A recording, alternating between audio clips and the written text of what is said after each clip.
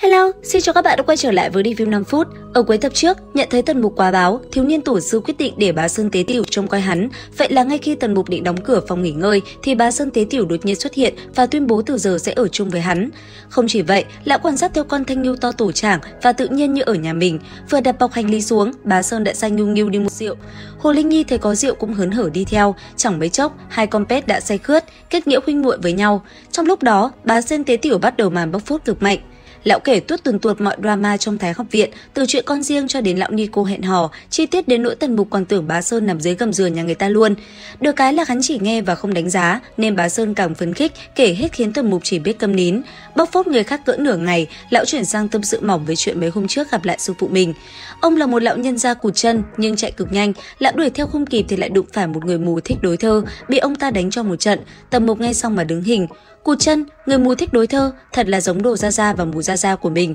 Nhắc đến mới thấy nhớ, hắn không uống cùng bá Sơn nữa mà đứng dậy luyện đao. Khoảnh khắc đao pháp mổ heo của Đồ Tể xuất ra, bá Sơn Tế Tiểu liền sững sờ, ông rút đao ra xuất chiêu để đao độc lập Cố Bát Hoang.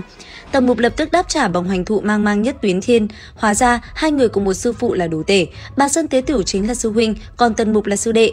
Hai huynh đệ nhận nhau, biết hắn là tiểu thần y, Tế Tiểu lập tức hỏi cách nối lại nửa thân dưới cho sư phụ. Sau đó, lão đứng xem Tần Mục luyện kiếm pháp của quốc sư mà chỉ biết câm nín về nền tảng của Tần Mục quá vững chắc và biến hóa khôn lường. Để kiểm chứng thực lực của sư đệ, Tế Tiểu tự phong ấn tu vi xuống cùng cảnh giới. Kết quả là Tần Mục chỉ dùng một cành củi gỗ, đâm một kiếm khiến ông bay thẳng ra sau, phá tan cả cửa lớn và một mảng tường. Đúng lúc này, các sĩ tử khác kéo đến xem, bá Sơn Tế Tiểu liền giả vờ lớn tiếng, cố ý chỉ ra sơ hở chí mạng trên vai trái của Tần Mục. Toàn bộ sĩ tử, đặc biệt là Thẩm Vạn Vân, nghe được tin này liền sáng mắt lên, hắn cho rằng cuối cùng đã tìm ra nhược điểm của tên vứt bỏ dân. Nhưng sự thật lại là một màn kịch. Lão giải thích với Tần Mục và Thẩm Vạn Vân rằng mình đang thử nghiệm một phương pháp dạy học mới cho các thiên tài và việc chỉ ra sơ hở chỉ là một phép thử. Lão còn giới thiệu Thẩm Vạn Vân chính là đồ đệ mình và tuyên bố từ nay Thẩm Vạn Vân phải gọi Tần Mục là sư thúc. Nghe vậy, Thẩm Vạn Vân tức tối không phục. Đợi cho bóng lưng vị đại sư huynh của sĩ tử cư biến mất, Tần Mục mới bước ra khỏi phòng để đi đến Thiên Lục lâu. Vừa ra đến cửa, toàn bộ sĩ tử trong sĩ tử cư đã đứng chặn đường. Dẫn đầu là một thiếu niên tên Nhạn Thanh Hà. Tên này đã bị Tần Mục tẩn cho 3 trận vẫn chưa chừa. Lần này, hắn tin rằng đã nắm được yếu điểm của Tần Mục và quyết tâm phục thù.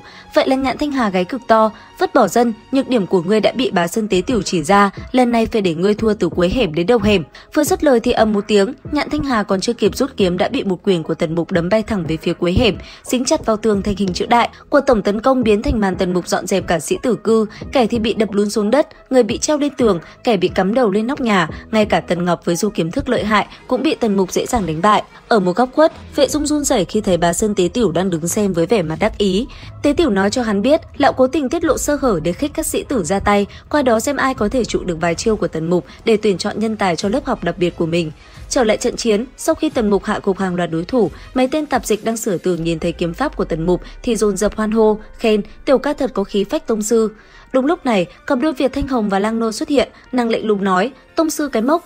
Lời vừa dứt, một người trên cao điều khiển mấy chục thanh kiếm tạo thành toàn kiếm thức, một người dưới đất vung ma đao như gió lốc, cả hai cùng hét lên, trong ngõ hẹp này, bọn ta là vô địch, kẽ hở của ngươi đã bị lộ. Hai người một trên một dưới tung ra đòn tấn công phối hợp cực mạnh, nhắm thẳng vào Tần Mục, nhưng Tần Mục chỉ cười nhẹ đáp, đáng tiếc, ta đã luyện khí thành tia, cho nên các ngươi không phải đối thủ của ta. Nói rồi, Tần Mục tung ra một chiêu toàn kiếm thức phiên bản Pro Max, tạo thành một cột kiếm khổng lồ, dễ dàng đánh bay ma đao của Lang Nô.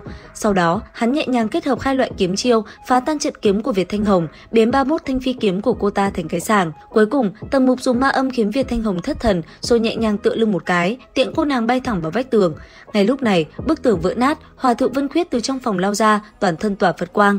Thiếu niên này gáy cực to, Việt sư tỷ, vẫn là để ta lên đi, sư tỷ không nên nói hòa thượng không thể, hòa thượng có thể. Vân Khuyết tung ra đại lực ngũ đài ấn, nhưng va chạm với Tần Mục một cái liền bị sức mạnh kinh khủng như rời non lấp biển nghiền ép. Dầm, toàn bộ quần áo trên người Vân Khuyết nổ tung thành từng mảnh bướm trắng, chỉ còn lại một chiếc quần con rách dưới. Thấy vậy, Tần Mục bôi thêm một quyền nữa, chiếc quần cuối cùng cũng hóa bướm và hòa thượng bay ngược ra sau, mặt úp vào tường, mông chổng ra ngoài rồi ngất đi trong hạnh phúc. Cả sĩ tử cư câm nín, Vệ Dung run rẩy bước ra, lắp bắp đòi thay trời hành đạo theo lệnh của Tế Tiểu. Tần Mục thấy bạn bè thì nương tay, hai người dùng nhiều kiếm thức giao đấu như một màn chỉ điểm. Đến khi Vệ Dung tự tin lên, Tần Mục chỉ khẽ biến chiêu, dùng ma công đánh cho hồn vía Vệ Dung lên mây, rồi nhẹ nhàng đẩy ngã hắn. Sau khi dọn dẹp xong cả sĩ tử cư, Tần Mục phủi bụi rời đi. Lúc này, bá Sơn Tế Tiểu mới xuất hiện, tuyển chọn những người ưu tú nhất.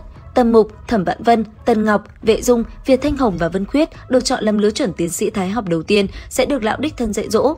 Trong khi đó, nhị hoàng tử Linh Ngọc Thư vì muốn tách Linh Dục Tú ra khỏi tần mục đã khuyên Tế Tửu đưa nàng theo trong chuyến đi rèn luyện sắp tới. Lão đồng ý và bảo Linh Ngọc Thư tiến cử thêm vài người từ Hoàng tử Uyển.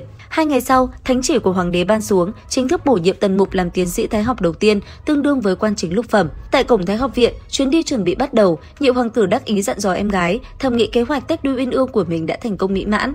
Nhưng đúng lúc này, tần mục từ trên núi đi xuống.